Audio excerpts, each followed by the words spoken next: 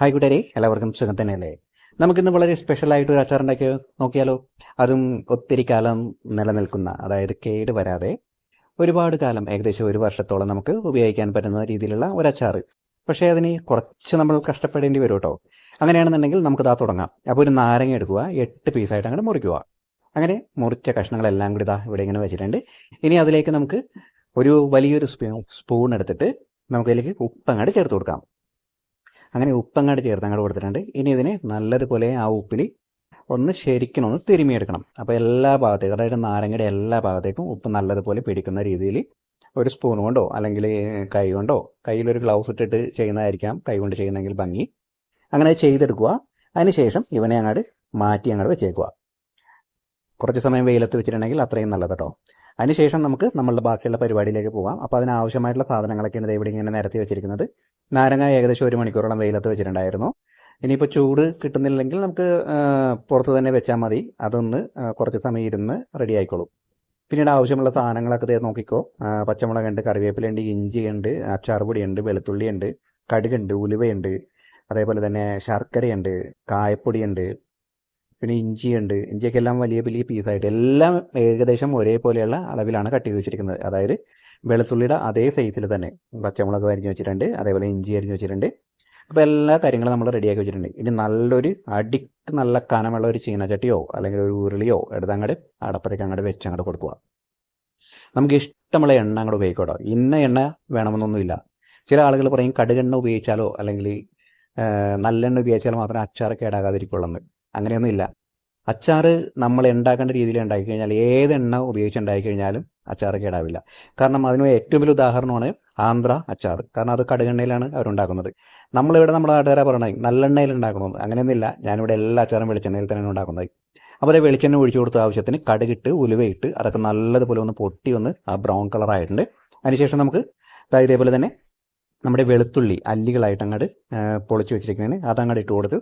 അതിനുശേഷം അരിഞ്ഞു വെച്ചിരിക്കുന്ന ഇഞ്ചിയും കൂടെ ചേർത്ത് അങ്ങോട്ട് കൊടുത്ത് ഇനി ഇവനെ നല്ലതുപോലെ ഒന്ന് ആ ജലാംശമൊക്കെ കംപ്ലീറ്റ് പോകുന്നത് വരെ നമുക്ക് ഒന്ന് ഫ്രൈ ചെയ്തെടുക്കാം. അപ്പോൾ ഏറ്റവും പ്രധാനപ്പെട്ട കാര്യം അച്ചാർ ഉണ്ടാക്കുമ്പോഴേക്കും ഏറ്റവും പ്രധാനപ്പെട്ട കാര്യം എന്ന് പറഞ്ഞിട്ടുണ്ടെങ്കിൽ നമ്മൾ ചേർക്കുന്ന സാധനങ്ങൾ, അതായത് നാരങ്ങ മുതൽ കറിവേപ്പില വരെ അതെല്ലാം ഏറ്റവും ഫ്രഷ് ആയിട്ടുള്ള സാധനമായിരിക്കണം ഉപയോഗിക്കുന്നത്. ഒരിത്തിരി പഴകി കഴിയുമ്പോഴത്തേക്കാണ് അച്ചാർ പൂപ്പല പിടിക്കാനൊക്കെ തുടങ്ങുന്നത്. ഏറ്റവും ഫ്രഷ് ആയിട്ടുള്ള സാധനങ്ങൾ കൊണ്ട് ഉപയോഗിച്ചിട്ടുണ്ടെങ്കിൽ ഒരിക്കലും അച്ചാർ കേടാവില്ല. ഇനി നമുക്ക് അരിഞ്ഞു വെച്ചിരിക്കുന്ന പച്ചമുളകും, അതായത് നല്ല പച്ചമുളക്, ഒട്ടും വെള്ളമില്ലാത്ത രീതിയിൽ തന്നെ ഇതിനെയും നമുക്ക് വഴറ്റിയെടുക്കണം. പ്രത്യേകിച്ച് പ്രധാനപ്പെട്ട ഒരു കാര്യം എന്ന് പറഞ്ഞിട്ടുണ്ടെങ്കിൽ നമ്മൾ സാധാരണ രീതിയിൽ ഇപ്പോൾ വീട്ടിലൊക്കെ ഉപയോഗിക്കാനായിട്ട് അച്ചാറൊക്കെ ഉണ്ടാക്കുമ്പോഴേക്കും നമ്മളിപ്പോൾ നാരങ്ങ അച്ചാറാണെങ്കിലും മാങ്ങ അച്ചാറാണെങ്കിലും അത് ഉണ്ടാക്കുന്ന ആ പ്രോസസ്സിൻ്റെ ഒപ്പം തന്നെ നമ്മൾ കുറച്ച് വെള്ളം കൂടി ഒഴിച്ചു കൊടുക്കും. കാരണം നമുക്കത് 1-2 ആഴ്ച ഉപയോഗിക്കാനാണെന്നുണ്ടെങ്കിൽ നമുക്ക് അങ്ങനെ ചെയ്യാം. പക്ഷേ ഇതേപോലെ ഒരുപാട് കാലം വെക്കേണ്ട അച്ചാർ, അതായത് കുറച്ച് ക്വാണ്ടിറ്റി കൂടുതലായിട്ട്, ഇപ്പോൾ നാരങ്ങ അച്ചാറൊക്കെ ഉണ്ടാക്കുമ്പോഴത്തേക്കും നമുക്ക് ഒരു അല്പം ഉണ്ടാക്കാൻ പറ്റില്ല. ഏകദേശം 1 കിലോ നാരങ്ങയൊക്കെ മേടിച്ച് അച്ചാറൊക്കെ ഉണ്ടാക്കുമ്പോഴേക്കും നമ്മൾ ഒരിക്കലും ഒരു തരി വെള്ളം പോലും ചേർക്കാതെ വേണം ഉണ്ടാക്കാനായിട്ട്. അതല്ല, ജലാംശം തങ്ങി നിൽക്കുന്ന ഒന്നും തന്നെ ഇതിൽ ഉണ്ടാകാനും പാടില്ല. ഇപ്പോൾ നമ്മൾ കറിവേപ്പില ഇട്ട് കൊടുത്തിട്ടുണ്ട്. അത് നല്ലതുപോലെ കറുമുറ മൊരിഞ്ഞ് വരുന്ന രീതിയിലാക്കി എടുത്തതിന് ശേഷം വേണം ബാക്കിയുള്ള പരിപാടികളൊക്കെ നടക്കാൻ. അപ്പോൾ എന്തായാലും നമ്മൾ കറിവേപ്പിലയൊക്കെ മൊരിഞ്ഞ് വരുന്നുണ്ട്. നമ്മളുടെ പച്ചമുളകൊക്കെ എല്ലാം ജലാംശം പോയിട്ടുണ്ട്. നമ്മുടെ വെളുത്തുള്ളിയൊക്കെ കണ്ടോ, അതൊക്കെ ശരിക്കും ജലാംശം കംപ്ലീറ്റ് പോയതിന് ശേഷം ഒന്ന് ചുരുങ്ങി വന്നിട്ടുണ്ട്.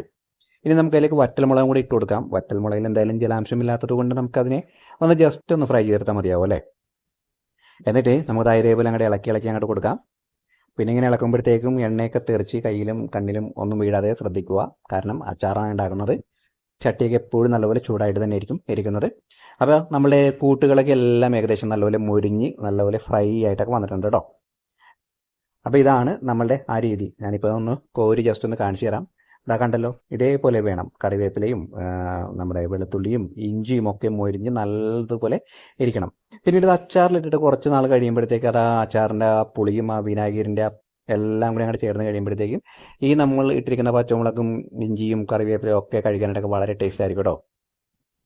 അപ്പോൾ നമ്മളിത് കുറച്ച് മഞ്ഞപ്പൊടിയൊക്കെ ചേർത്ത് കൊടുത്തിട്ടുണ്ട്. ഇനി നമുക്കിതിനെ നല്ലതുപോലെ ഒന്ന് ഇളക്കി ഇവനെ നമുക്ക് ഒന്ന് റെഡിയാക്കി എടുക്കാം. അതായത് ഇനിയിപ്പോൾ പൊടികളാണ് നമ്മൾ ചേർക്കാൻ പോകുന്നത്. അതിൻ്റെ പച്ചമണം ഒന്ന് മാറി കിട്ടണം.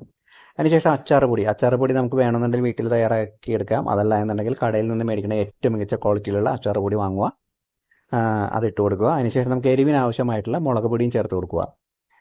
പ്രത്യേകിച്ച് ഈ ചെറുനാരങ്ങ ആയതുകൊണ്ടാണ് ഇപ്പോൾ സെപ്പറേറ്റ് ആയിട്ട് നമ്മൾ മുളക് പൊടി ചേർത്ത് കൊടുക്കുന്നത്. പൊതുവേ അച്ചാർ പൊടി നമ്മൾ പുറത്തു നിന്ന് വാങ്ങുമ്പോഴേക്കും അതിൽ മുളകും കൂടെ ചേർത്തിട്ടുണ്ടാവും. പിന്നീട് എരിവ് കൂടുതൽ ആവശ്യമുള്ളവർ മാത്രം ഇതേപോലെ മുളക് പൊടി ചേർത്ത് കൊടുക്കുക. കാരണം അച്ചാറിന് ഒരു ഇത്തിരി എരിവില്ലെങ്കിൽ പിന്നെ എന്തിനു കൊള്ളാം, വെറുതെ ഉപ്പും പുളിയും മാത്രം മതിയോ? അതുകൊണ്ടാണ് നമ്മളിപ്പോൾ മുളക് പൊടിയും കൂടി ചേർത്ത് കൊടുക്കുന്നത്. അത് നല്ല എരിവുള്ള മുളക് പൊടിയാണ് കേട്ടോ ചേർത്ത് കൊടുക്കുന്നത്. അപ്പോൾ നമ്മളുടെ കൂട്ടുകളെല്ലാം ചേർത്ത് കഴിഞ്ഞു. അപ്പോൾ അതിൻ്റെയൊക്കെ പച്ചമണമൊക്കെ നല്ലതുപോലെ ഒന്ന് മാറിയിട്ടുണ്ട്. ഇനി നമുക്കൊരു കപ്പ് വിനാഗിരി കൂടെ ഒഴിച്ചു കൊടുക്കാം. അപ്പോൾ ഞാൻ നേരത്തെ പറഞ്ഞ പോലെ 1 കിലോ ചെറുനാരങ്ങയാണ് നമ്മുടെ അടുത്ത് ഉണ്ടാക്കാൻ പോകുന്നത്. അപ്പോൾ അതിൻ്റെ കൃത്യമായിട്ടുള്ള അളവാണ് 1 കപ്പ് വിനാഗിരി.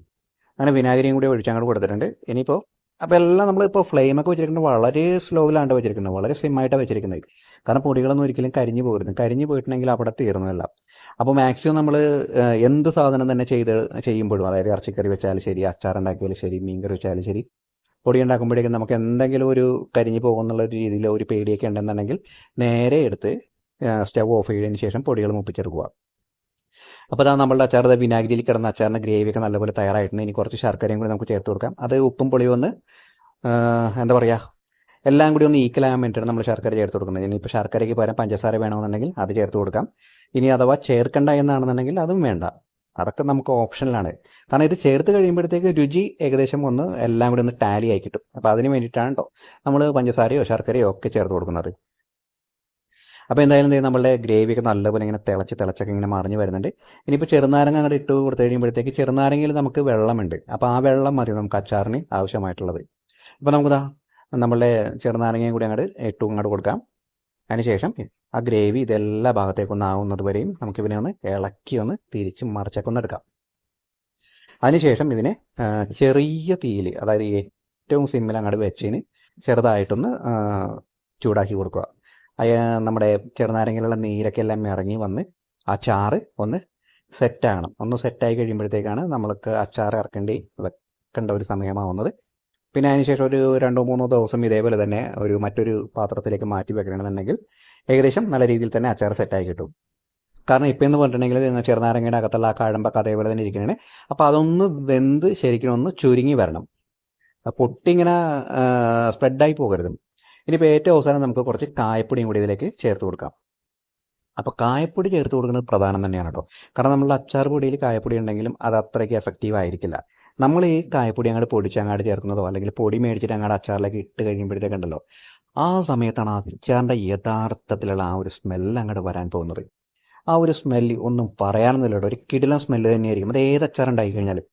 അപ്പോൾ നാരങ്ങ അച്ചാർ എന്ന് പറഞ്ഞിട്ടുണ്ടെങ്കിൽ ഇതേ രീതിയിൽ നിങ്ങളുടെ ഉണ്ടായിട്ടുണ്ടെങ്കിലുണ്ടല്ലോ, ഒട്ടും കയ്പും ഉണ്ടാവില്ല. ഇവൻ അവിടെ ഇരുന്ന് നല്ല സെറ്റപ്പായിട്ട് വളരെ ടേസ്റ്റി ആയിട്ട് ഓരോ ദിവസം കഴിയുന്തോറും ടേസ്റ്റ് കൂടിക്കൊണ്ടേയിരിക്കും. അതാണ് നാരങ്ങ അച്ചാറിൻ്റെ പ്രത്യേകത. അപ്പോൾ എന്തായാലും നമ്മളുടെ അച്ചാറൊക്കെ ഇപ്പോൾ ഏകദേശമൊക്കെ തയ്യാറായിട്ട് കണ്ടല്ലോ. ഇത്രയേ ഉള്ളൂ നമ്മൾ അച്ചാർ ഉണ്ടാക്കുന്നതിൻ്റെ പരിപാടി. അപ്പോൾ കുറച്ച് കാര്യങ്ങൾ നമ്മൾ നല്ലപോലെ ശ്രദ്ധിച്ചിട്ടുണ്ടെങ്കിൽ കിടിലൻ അച്ചാർ നമുക്കും തയ്യാറാക്കാം. എല്ലാ കൂട്ടുകാർക്കും ഇഷ്ടമായി കാണുമെന്ന് പ്രതീക്ഷിക്കുന്നു. സ്നേഹത്തോടെ അല്ലു.